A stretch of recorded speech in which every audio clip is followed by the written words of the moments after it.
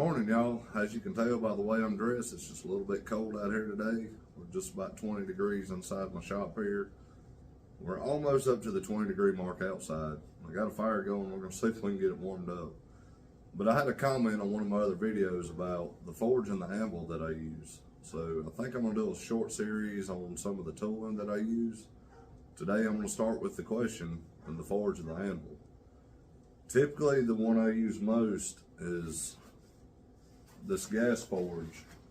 Right now I've got a heat lamp on it because I'm doing a little bit of maintenance to it. I've had to redo the refractory cement inside, so where it's so cold, I've got the heat lamp on it just trying to help it cure out, and it's been on there for about 2 days, so it should be good by now.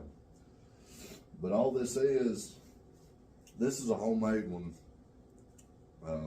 It's a 2-burner Venturi style forge. It's naturally aspirated. It's run off a 20-pound propane cylinder, same as your regular grill tank. And it will reach welding temperature, so I can get stuff hot enough that I can forge weld it in this forge. And I like it pretty good. It's been a good one. I do have a coal forge that's outside. When the weather's nice, I'll use that a lot because I really enjoy using the coal and doing stuff the old ways. But hopefully one day I'll get that one integrated into the shop inside and get me a hood and an exhaust fan so I can use the coal inside and not just when it's pretty outside. I'm gonna move my camera around here. Since the question was asked, I've come out here where it's nice and freezing cold and the wind's blowing, but this is the coal forge that I have. This one I built mostly out of scrap and stuff I got really cheap from work. The only thing that I bought for this was the blower, and it is an antique blower. It does need a little work.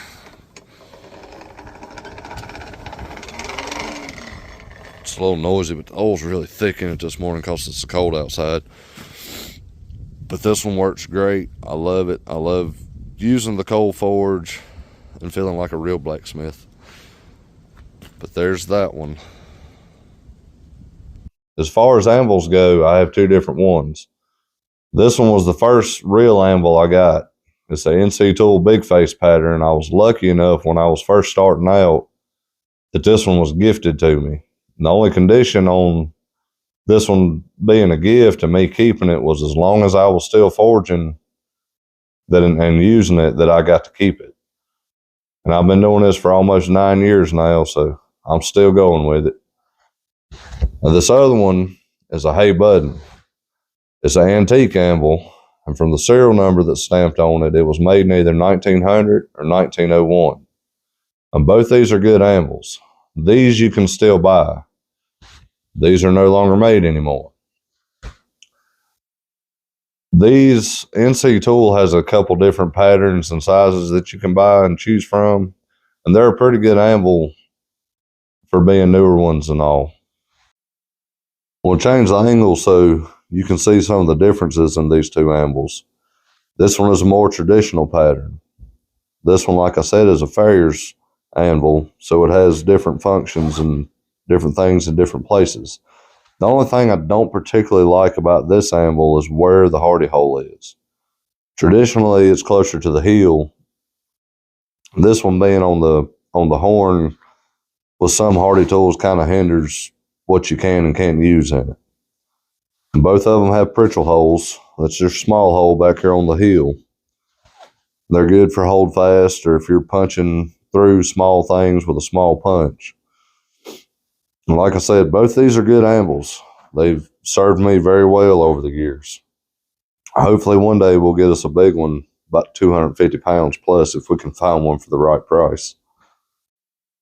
That's it as far as my forges and the anvils that I have. I may do a continuation and do a small series on this and talk about some of the other tooling as a blacksmith. There's all kinds of different things that a blacksmith uses on a daily basis to make the things that they make. But I'm going to leave it at that for today, and I hope y'all enjoyed it. If you have any questions, leave them in the comments. I'll answer them to the best of my ability. Thanks. Y'all have a good day.